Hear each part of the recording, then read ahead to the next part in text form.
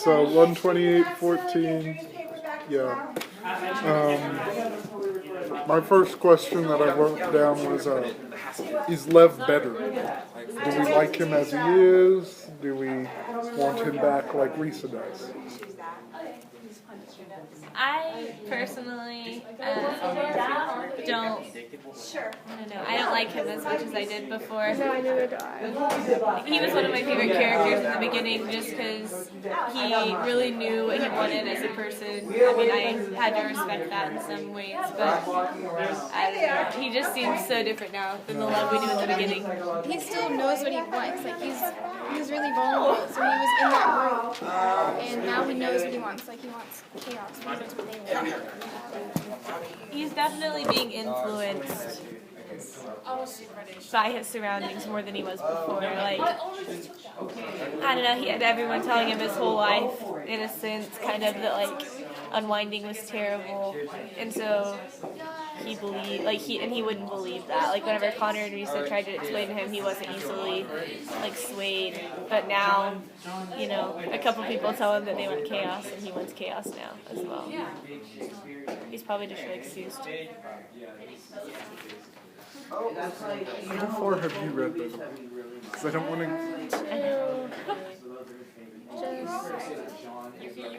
Oh, you read the unwinding. Yeah, Of it course. was so sad. That I did. That's the one I'm gonna. Does Roland deserve it? I don't think anyone I don't deserves either. that. Yeah, I don't think he's really dangerous. I think that he plays mind tricks, Well, now he's- but yeah. I think before the I incident used with him, him in one of mine as. Okay. On the page where this is where he's going. They're taking him to be unwound, and he's been like trying to act all tough through this like whole novel. Like he's in charge of everybody. He's gonna control everybody, and then when they try to take him, his fear finally comes out, and he acts like any of us would act if we were being taken to be unwound or whatever. And he's like, he kind of reminded me of like when you're trying to act tough and then reality sets in and you like process it and you just want to like cry about it and you just get so scared. And he's been trying to act all tough, and now that it's like happening, he like finally cracks and his like fear finally shows. If that makes sense.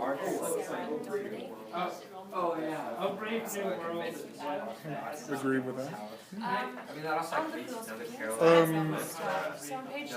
I did my part on that as well. Sorry, I'll just throw that in. I did it more on 287, 288. Whenever he's actually like, it's the last page that we're supposed to read, and they're like prepping him, I guess, for the unwinding process. And it's not as much about Roland, but more so about like all the unwinds as a whole. It says, you know, like you're not gonna feel a thing, and the medical staff like has like happy yellow scrubs and everything like that. But if you think of all the people that have been unwound, like day in and day out, how many kids went through that, I thought that was just like shocking to think about. And the fact that they're awake, like I never would have thought of that. And it was like I could hardly stomach that part. Like I could barely even read it. But whenever you think about all the kids that went through that, and like from a doctor's point of view, I feel like the doctors almost have to like turn off their emotions in a way. Yeah. Because I don't know how you as a person could do that to another person. Like you see like a deep sense of like inequality. Like the doctors almost feel like see the kids not as kids and as people, but more like as science, which I thought was a view that I hadn't really seen. I hadn't seen that perspective until this part. And adding on to that, like when they at the end of his like unwinding, they're like you said, they like have to turn off their emotions. They were talking about like the basketball game, and like kind of like just distracting, sort of. And it just shows like how used they are, like how normal that is for them. Like it's not shocking to cut off people's body parts. Like it's just normal, and it's normal. Like for the society, I think.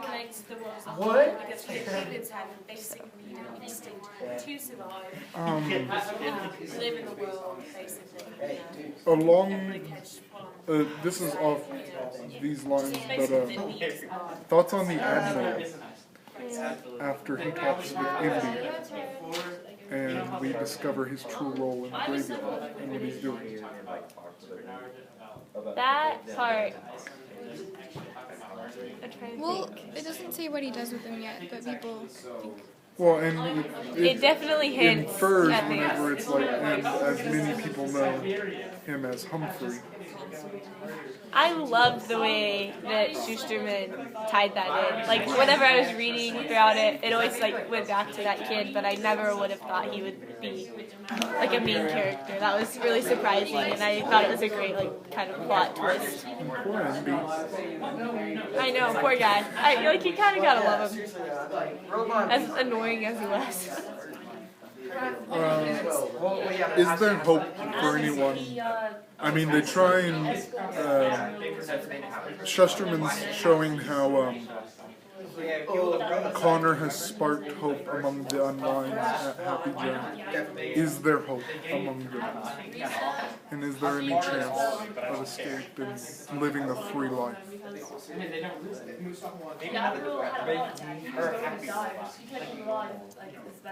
I'm sorry, I asked a question while everyone was writing. That was my bad. We've got to have some like elevator music as transition. I know. I think that there is hope because the juvie cops don't really care. Yeah. They know that they're there, but as long as they stay there, they're not going to care. I don't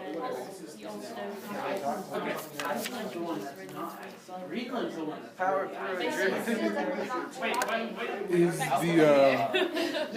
sorry, they're still writing. Never mind. There you go. Yeah, you beat it. It's like, hey.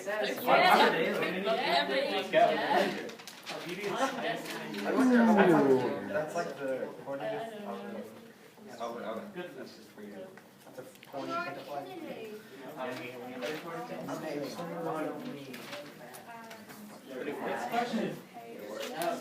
It did work. I mean, that wasn't the smoothest.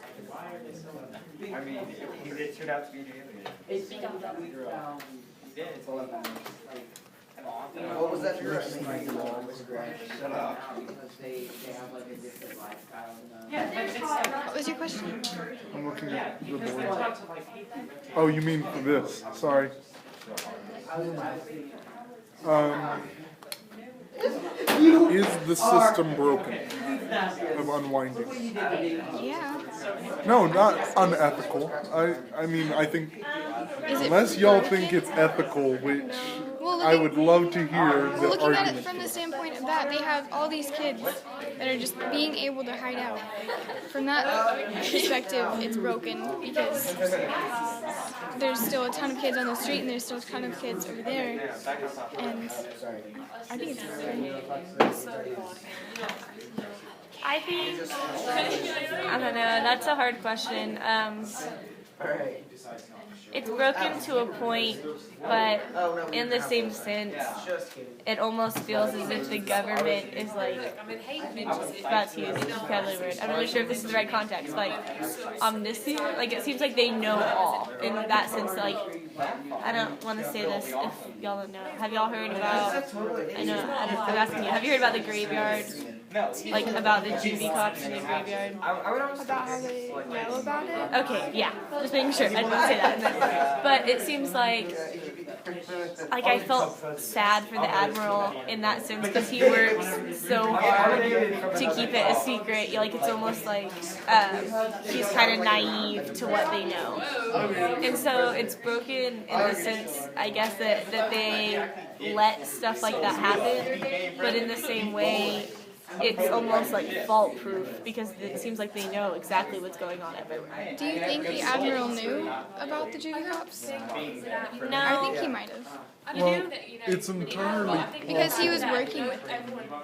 Not with them, I mean. but he was keeping them on the payroll. and I could almost, I guess, in that same sense, see him as the kind of person who would need that distraction of like taking care of the kids and taking care of the graveyard. It's almost like he's trying to make up for what he did before. And so if he did know, I could see him, I guess, like still acting like he didn't just for the distraction. Parents tell you, I heard when I was, on vacation, there's another charge Really, my final question that has anything to do with this story. We find out in the last section, if not this section, there are 3 sides to the Heartland War. Whose side would you be on? You can't ask questions like that. My question is, For the record, I think I just did. Well, you remind me, what were the 3 sides? There was the pro-life, pro-choice, and then there was the government who was trying to remain neutral. Like the military. There's really nothing productive that we can do because they're not giving them a chance. I think the military, I would want to keep them at bay and then find a compromise other than yeah, not, I don't Yeah, because like as a person, I'm not really aggressive. I'm really passive and just like I'd rather just not say anything at all than say something. And so I think I'd be with the military as well. Well, if we take out that neutral aspect, though, what are you pro-life or pro-choice? Because You've already asked that question like 3 times. I everybody think has answered it. Yeah. I think unwinding is ethical to a certain degree. Like, that's what I was talking about in our journaling. Like, the fact that if a child had cancer right now, and an unwind was, not saying that, like, the parents just didn't want them, but an unwind was, like, sick, or they weren't going to live any longer. The fact that they, like, medically have found a way to, like, transplant and, like, a lot further than how we have.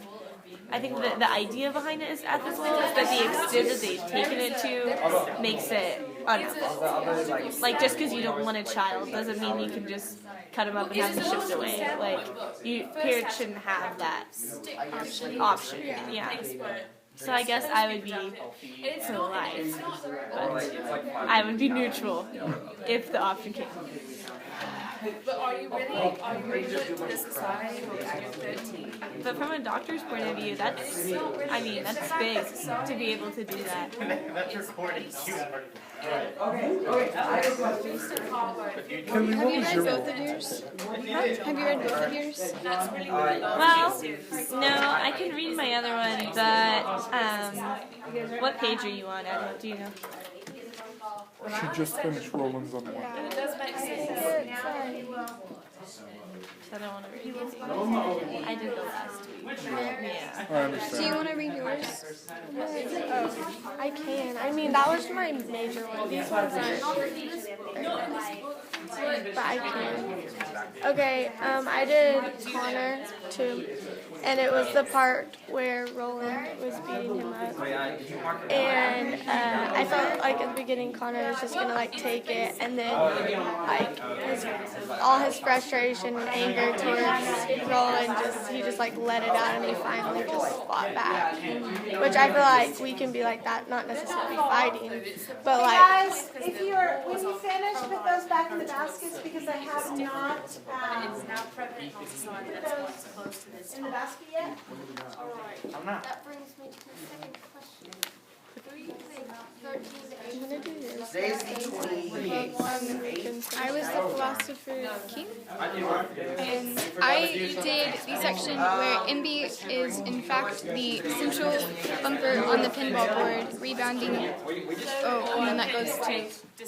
It's on page 238, but it's whenever yeah, that's before this section. But it, No, it isn't. Yeah, it is. but it leads into this section. And also the section where the admiral knows, like, that Roland didn't do it, but he's letting Connor believe it so that he can, like, I think it just shows strategy. I think that's a major theme throughout this section. Like, Roland had a strategy, and once he got there, he would turn them in and offer. I just think it's like a chess game. And then on page 268, the graveyard was heaven disguised as hell, and the harvest camp was hell disguised as heaven. And I put the theme as paradise.